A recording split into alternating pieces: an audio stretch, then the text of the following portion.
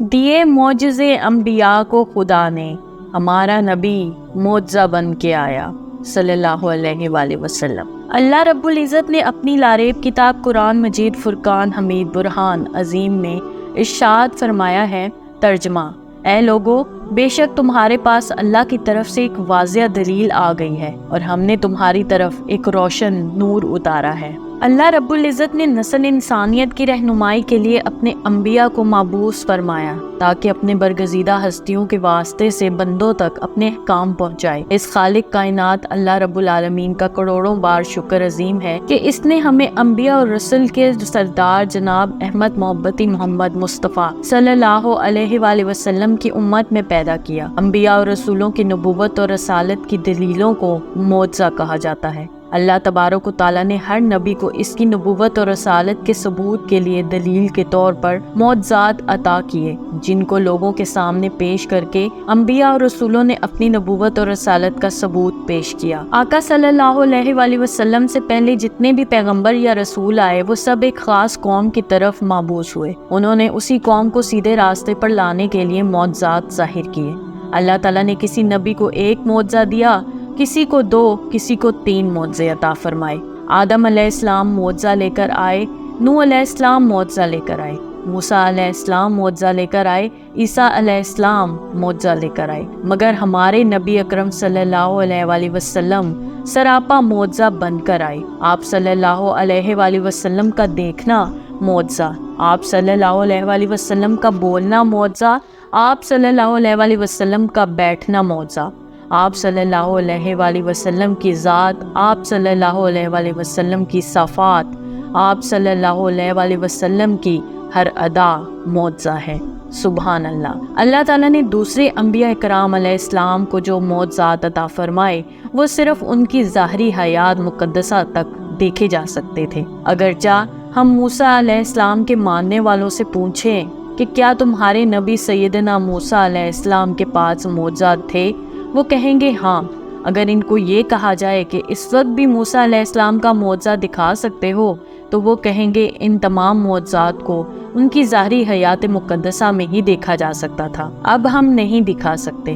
اگر عیسیٰ علیہ السلام کے ماننے والوں سے پوچھا جائے تو بھی یہی جواب ملے گا، مگر قربان جائیں ہم اپنے آقا صلی اللہ علیہ وآلہ وسلم پر کہ آج بھی ہم سے کوئی پوچھے نبی اکرم صلی اللہ علیہ وآلہ وسلم کے معجزات تو ہم اعلان کہیں گے کہ اے میرے نبی صلی اللہ علیہ وآلہ وسلم کے معجزات کے بارے میں سوال کرنے والوں، قرآن پاک کی زیارت کر لو۔ یہ قرآن پاک میرے نبی صلی اللہ علیہ وآلہ وسلم کا وہ معجزہ ہے جو قیامت تک باقی رہے گا۔ قرآن پاک کا ہر لفظ، ہر شد، مد، زیر، زبر، عظمت مصطفیٰ صلی اللہ علیہ وآلہ وسلم کی گواہ ہے۔ معجزہ کی تعریف یوں بھی کی جا سکتی ہے کہ معجزہ اس امر کو کہتے ہیں جو مدعی نبوت کے ہاتھ پر ظاہر ہو اور تمام کل عالم اس کے معارضہ اور بامقابلہ یعنی اس کی مثل لانے سے عاجز اور درماندہ ہوتا، تاکہ منکرین اور مخالفین پر یہ بات واضح ہو جائے کہ یہ شخص کوئی عام نہیں بلکہ خدا کا برگزیدہ ہے۔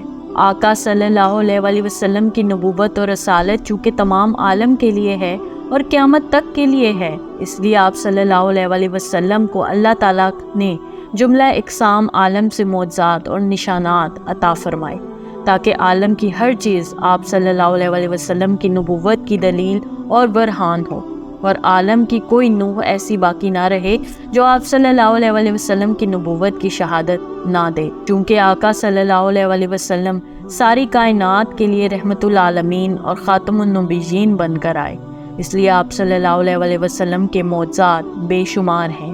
حضرت عبداللہ بن عباس رضی اللہ تعالیٰ عنہ سے روایت ہے، وہ بیان کرتے ہیں کہ ایک عربی حضور نبی اکرم صلی اللہ علیہ وآلہ وسلم کی بارگاہ اقدس میں حاضر ہوا اور عرض کیا، مجھے کیسے علم ہوگا کہ آپ صلی اللہ علیہ وآلہ وسلم ہیں؟ آپ صلی اللہ علیہ وآلہ وسلم نے فرمایا، اگر میں کھجور کے اس درخت پر لگے ہوئے اس کے گچھوں کو بلا لوں تو کیا تو گواہی دے گا کہ میں اللہ تعالیٰ کا رسول ہوں؟ پھر آپ صلی اللہ علیہ وآلہ وسلم نے اسے بلایا تو وہ درخت سے اترنے لگا، یہاں تک کہ حضور پاک صلی اللہ علیہ وآلہ وسلم کے قدموں میں آ گرا۔ پھر آپ صلی اللہ علیہ وآلہ وسلم نے اسے فرمایا، واپس چلے جا، تو وہ واپس چلا گیا۔ اس عربی نے نباتات کی محبت و اطاعت میں رسول پاک صلی اللہ علیہ وسلم کا یہ منظر دیکھ کر اسلام قبول کر لیا۔ ایک مرتبہ مشرکین مکہ آقا صلی اللہ علیہ وسلم کے پاس آئے اور کہنے لگے، اگر آپ اللہ پاک کے سچے رسول ہیں تو چاند کے 2 ٹکڑے کر کے دکھائیں۔ آپ صلی اللہ علیہ وسلم نے فرمایا، پھر کیا تم مجھ پر ایمان لے آؤ گے؟ انہوں نے کہا، اگر آپ چاند کے 2 ٹکڑے فرما دیں تو ہم آپ کا کلمہ پڑھ کر مسلمان ہو جائیں گے۔ چنانچہ اس رات چاند کی 14 تاریخ تھی۔ چاند اپنے پورے شباب کے ساتھ چمک رہا تھا۔ جو ہی آقا صلی اللہ علیہ وسلم نے اپنی انگشت مبارکہ سے چاند کی طرف اشارہ کیا تو چاند 2 ٹکڑے ہو گیا۔ حضرت ابو زید انصاری رضی اللہ تعالیٰ عنہ روایت کرتے ہیں کہ نبی کرم صلی اللہ علیہ وسلم نے مجھے فرمایا، میرے قریب ہو جاؤ، تو پھر میرے سر اور داڑھی مبارک پر اپنا دست مبارک پھیرا اور دعا فرمائی، الہی اسے زینت بخش اور اس کے حسن و جمال کو دوام عطا فرما۔ راوی کہتے ہیں کہ انہوں نے 100 سال سے زیادہ عمر پائی، لیکن ان کے سر اور داڑھی کے چند بال ہی سفید ہوئے تھے۔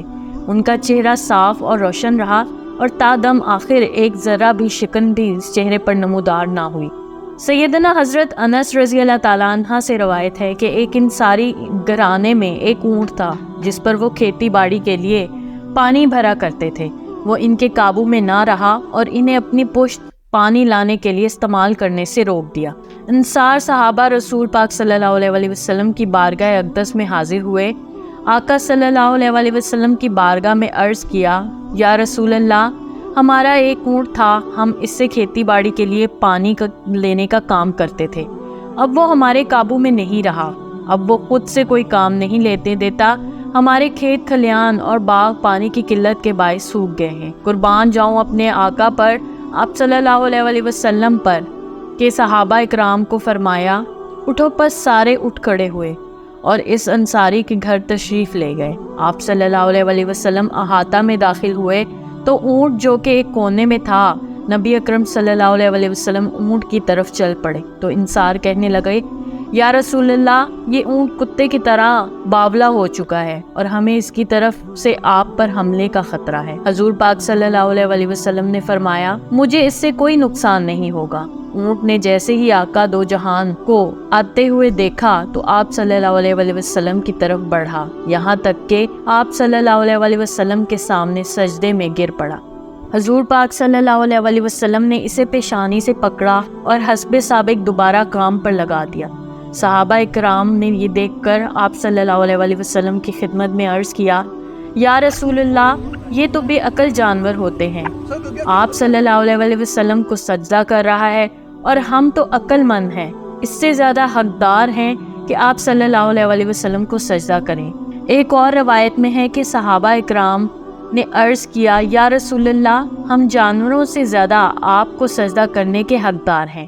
آپ صلی اللہ علیہ وسلم نے فرمایا، کسی فرد بشر کے لیے جائز نہیں کہ وہ کسی بشر کو سجدہ کرے، اور اگر کسی بشر کو سجدہ کرنا جائز ہوتا تو میں بیوی کو حکم دیتا کہ وہ اپنے شوہر کو اس کی قدر و منزلت کی وجہ سے سجدہ کرے جو کہ اسی بیوی پر حاصل ہے۔ درجہ بالا حدیث مبارکہ سے یہ معلوم ہوتا ہے کہ ہر وقت صحابہ اکرام کا دل سجدہ کرنے کے لیے مچلتا تھا۔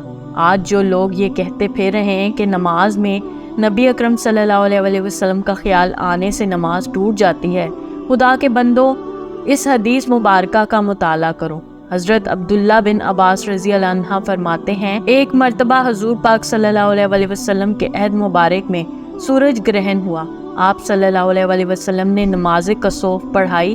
صحابہ اکرام رضی اللہ تعالیٰ عنہ نے فرمایا کہ ہم نے دیکھا حضور پاک صلی اللہ علیہ وسلم نے اپنی جگہ پر کھڑے کھڑے کوئی چیز پکڑی، پھر ہم نے دیکھا کہ آپ کس قدر پیچھے ہٹ گئے۔